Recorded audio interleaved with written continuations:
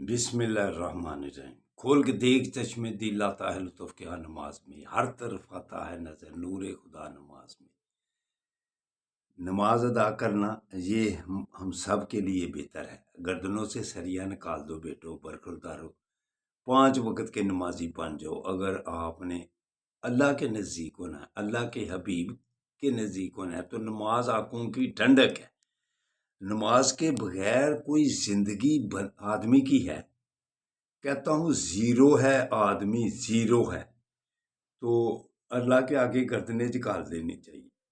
اس کے بعد یا مقتدر اللہ کے ناموں کا ورد، پھر اللہ کی مہربانی سے اللہ کی رحمتوں میں آپ آ جائیں گے، اللہ کی رحمتیں آپ پر نازل ہوں گی۔ تو یہ مہینہ دیکھو برکتوں والا، رحمتوں والا مہینہ ہے۔ ایک فرض کے 70 فرض کو ثواب، اور نوافل کا بھی فرضوں کے برابر ثواب۔ محنت کم اور اجر بہت زیادہ۔ یہ رحمت، اللہ کی رحمتیں حاصل کرنے کے لیے آپ کو مسجدوں کا رخ کر لینا چاہیے۔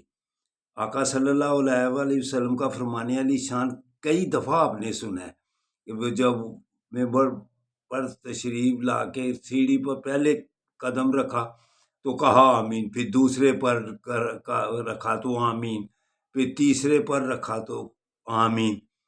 تو صحابہ کہتے ہیں یا رسول اللہ، یہ دعا مانگنے والا نظر کہاں آ رہا تھا تو آپ آمین کر رہے تھے؟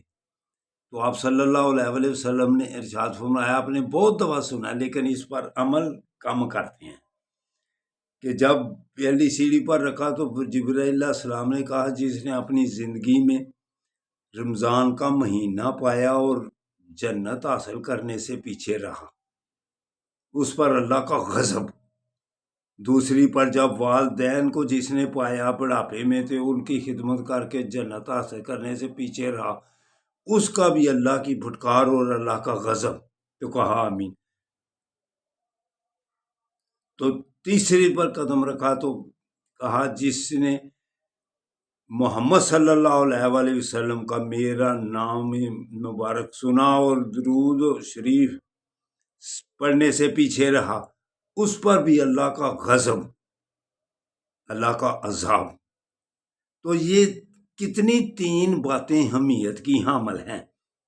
تو بیٹو، یہ رمضان کا مہینہ اگر آپ اس میں جنت حاصل کرنے سے پیچھے رہے تو عذاب ہے نا اللہ کا۔ اس لیے دوستو میرے برخورداروں، والدین کا ادب و احترام، رمضان کا ادب و احترام، اور آقا صلی اللہ علیہ وآلہ وسلم کا ادب و احترام، یہ لازم ملزوم ہے زندگی میں۔ ان کے بغیر گزارا کوئی ہے؟ تو اٹھو، اٹھ کر مسجدوں کو بات کر لو، انشاءاللہ تعالی ساری عمر صحت مند رہو۔ اللہ